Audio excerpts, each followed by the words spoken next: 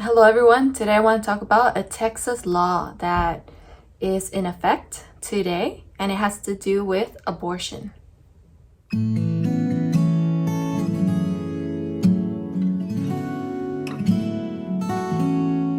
So last night I happened to see that Dr. Michael Brown shared Reverend Patrick Mahoney's tweet, and he was asking for us to join him in praying that SCOTUS, the Supreme Court, would not block a Texas law that bans most abortions after 6 weeks. And this morning I wanted to follow up and see what happened overnight. And Reverend Mahoney gave an update that the Supreme Court allows Texas 6-week abortion ban to take effect. So if you go to your news, you'll see articles or reporters talking about it, and almost like there's still a possibility that, things will be overturned. If you go to Yahoo News, for example, here's something you'll read, and I quote, "If allowed to remain in force, the law would be the most far-reaching restriction on abortion rights in the United States since the High Court's landmark Roe v. Wade decision legalized abortion across the country in 1973. So let me continue reading from their article. "The Texas law signed by Republican Governor Greg Abbott in May prohibits abortions once medical professionals can detect cardiac activity, usually around 6 weeks and before most women know they're pregnant." Wow, isn't that amazing? I had 2 pregnancies, and the moment that I was able to find out if I was pregnant and around the time that I started having symptoms was at that 6-week mark. So I'm just thinking about when women go to Planned Parenthood clinics, they are usually asked if, they've had any activity unprotected, and then they will offer to give them like a pill that would block a pregnancy from happening in the early stages. So it's not so much that women don't have many options when you think about it. Women know when something happens and they might be worried right away, And so there's that option. I'm not saying that it's the right option or not, but I'm trying to see it as like just someone that is concerned about not having abortion as an option. And then obviously there's the ability to go somewhere where it's still legalized. There is, why am I giving you suggestions for how to do this? I think abortion is killing people, killing our future generation of people that should have the same right as all of us here to have a chance to life. So the only real thing that's going on here is that women that believe that abortion should be an option to them are being taken away that right, which is to kill their own babies in their womb. And I do say kill their own babies because on the other side, they don't want to acknowledge that that little thing inside of a woman's womb has a heartbeat and we all know, right? We all know that that baby is going to usually have life if not stopped. We know that's how we all started. So it's foolish to say that it's not a baby inside. And I also want to say that if you are someone that has had an abortion, or you were in a relationship or something happened and you know that you would have had a child if not for an abortion that happened in your life, whether as the male or the female, this video is not to shame you or to make you feel like guilt. As followers of Jesus, I believe that God forgives our sin, and I definitely think that terminating a life is a sin for us to do. So people are quick to say, well, wait a minute, didn't God like order the killing of babies in the womb and things like that in the Bible? In other words, if God can do it, then why is it wrong if we do it? Something that God does will always be good because he is good, rather than if we do it, that would be wrong for us to do it because he was the one that started the first life. He is the one that promotes life, and he condemns like murder, and we see those things in the Ten Commandments, for example. The standards go up even like we see in the New Testament, where we shouldn't even like say something like hateful to someone because that's like committing murder in the heart, according to Jesus. It would be twisting the Bible to say that if God did kill babies those few times in the Old Testament, then that makes it right. And another argument I've heard about this is that the situations when God would order that, those people in ancient times, they were doing really, really terrible things, and a lot of them were even killing their own babies in like certain idolatry practices. Although those baby lives were terminated, there are many Christians that believe that those babies went to heaven. And so we can see it as a gracious act from God, because maybe if those babies would have like grown up and they would have grown up in those corrupt, immoral communities, maybe as a grown-up they might not have gone to heaven. So there are answers for that. So let's continue reading. The clinics have said the law would rule out 85% of abortions in Texas and force many clinics to close. Planned Parenthood is among the abortion providers that have stopped scheduling abortions beyond 6 weeks from conception.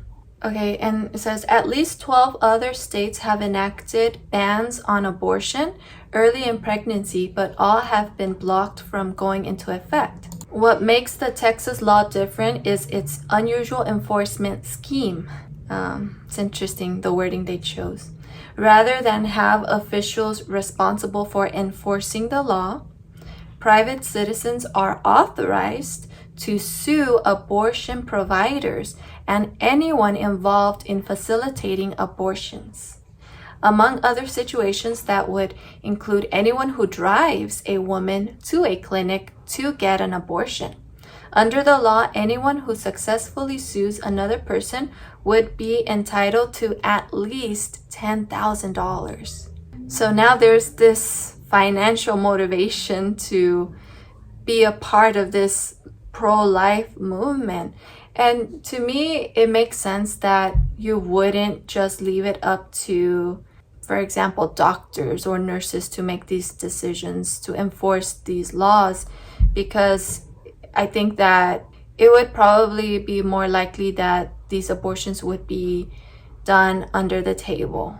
And I've seen on another, I forgot who said it, but the wording that they used is that this is like a vigilante program. So kind of like anyone could report someone and sue someone. And so it's like everyone in Texas is kind of keeping their eyes open or kind of hearing. It's only a bad thing depending on what your views are on abortion.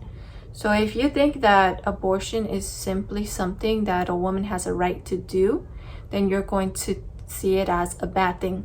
But if you think that abortion is actually murder and that someone needs to speak up for those babies that the mothers are killing, then you're going to kind of compare it to, for example, if we were to see that someone committed murder outside our window, you witnessed the murder, then of course you would have to report it to the police. This is not taking it that far where like the woman would go to jail or anything like that. So this law is really going after the people that are working towards facilitating abortions. And I want to talk about why this conversation is so hostile often between friends, on social media, and why it could be really confusing for the regular normal person. We kind of live in this world where everyone thinks that Everyone decides what is true for them. Someone has their truth, I have my truth, and everyone should make decisions based off of their truth. And that's just not true. Because we cannot have one thing being the truth and the other thing being the complete opposite of this truth, and both of them be true at the same time. So it cannot both be true that abortion is not immoral and abortion is moral. Someone is wrong. And it sounds oversimplified, and I'm not even going into the situations, for example, that are the strongest cases in favor of abortion. For example, the life of a woman being in danger, or for example, like rape situations. I'm not sure that that situation should warrant the end of a baby's life as well.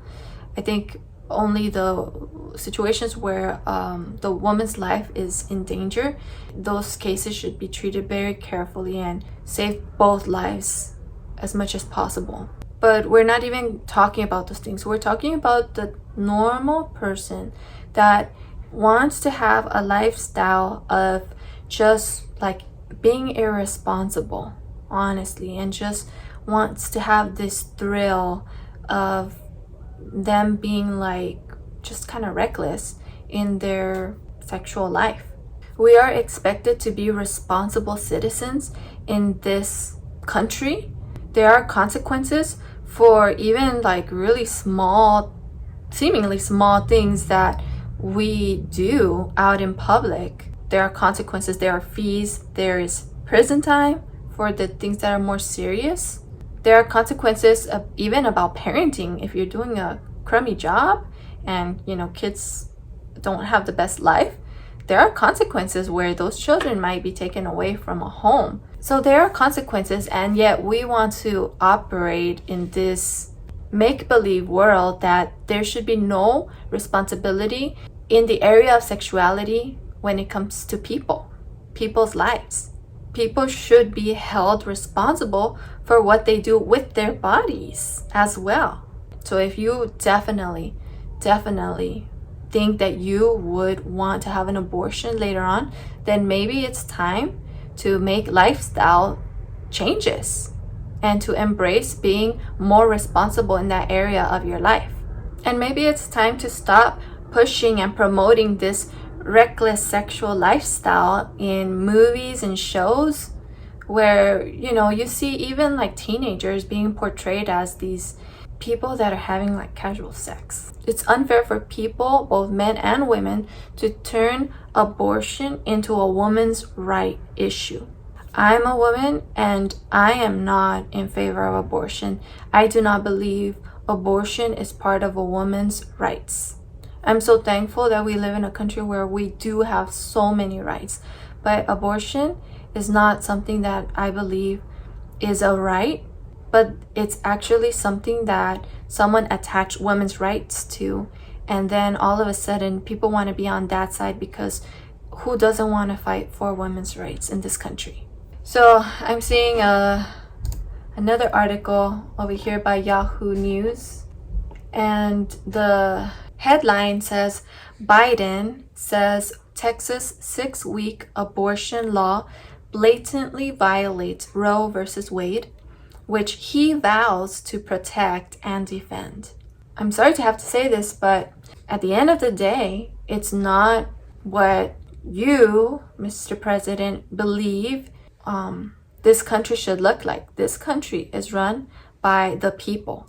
And if the majority of the people want to have laws against abortion, then that is what needs to happen. Just like the majority of people fought and decided that slavery should be outlawed, the same thing is happening now and can happen in the future, that if most of us decide and realize, hey, this thing is actually inhumane, then that needs to be overturned, just like slavery was.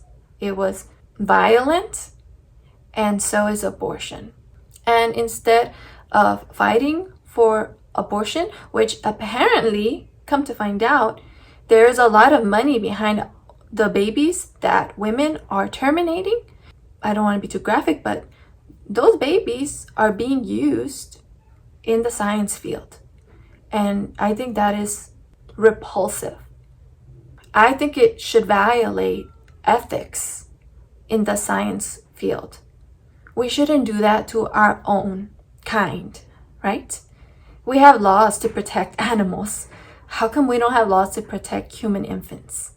So don't you believe for one second that this whole abortion thing is all about women's rights, because there is other reasons why people are very invested in creating these abortion clinics and promoting abortion as a birth control for women and for men.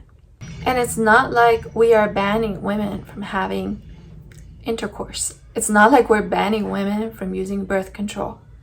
It's not like we're banning other important, real women's rights. We are trying to protect the lives of babies, the next generation that should have been born instead of aborted. Obviously, this conversation is way more complicated because there are a lot of reasons that women choose to have abortions. And I really believe that instead of putting funding into like abortion clinics, they should use that money instead to create like counseling situations for women who are traumatized by like rape, or they should provide financial support or create daycares to help those mothers, provide job opportunities for these mothers that are going to be raising their children by themselves. So right off the bat, you help them even financially to be able to have these babies. You know, spend money on paying for their hospital bills. So you eliminate reasons, for example, that she's not financially able to have a baby. Make the process of adoption easier for her. I'm not familiar with the process, but I mean, all of these things, right? Create all of these opportunities that women feel that they don't have those opportunities, and that's why they end up just thinking that abortion is the quickest solution. And no, it's not, because there have been a lot of women that say that for the rest of their life, every single time that they see a baby, they remember and they wonder if their child would have been that age and what it would have been like to have had their baby. So it's a lot more complicated than that. Women deserve better. Women deserve to have every opportunity to go through with their pregnancies and not feel that abortion is their only choice. So as much as I hurt for you if you have gone through a situation of abortion, I am so sorry that you went through that. And I'm sure that in your heart you mourn for the loss of that baby. And I think that God can help you with that. You need to know that God loves you, and that God, if you repent, He forgives you. And He can help you with whatever shame you may have. But at the same time, you don't have to hide. You can join the movement against abortions. You don't have to feel guilty because you had one. Instead, you should feel empowered that you know firsthand that there's a better way to deal with difficult situations related to pregnancies. Having said that, I'm super proud of all the people that have worked really hard to push for this law to be in place. And as someone that lives in California, that fight seems hopeless. It seems insurmountable because everything is just so Democrat in California. It's so discouraging to even vote because you already know like the outcome. So it gives me hope hearing what you guys are doing in Texas. And I'm really proud of you guys. I want us to think critically about things like abortion and what we, as followers of Jesus, should think about that. If you are someone that is new here or you haven't subscribed yet, I would really appreciate it if you subscribed and you give me a like for this video. I really would love to reach 1,000 subscribers, so please subscribe. Let me know what your thoughts are in the comments area. If you want to continue the conversation, leave your thoughts, things that you think are good reasons for pro-choice or things that you think are good reasons for pro-life.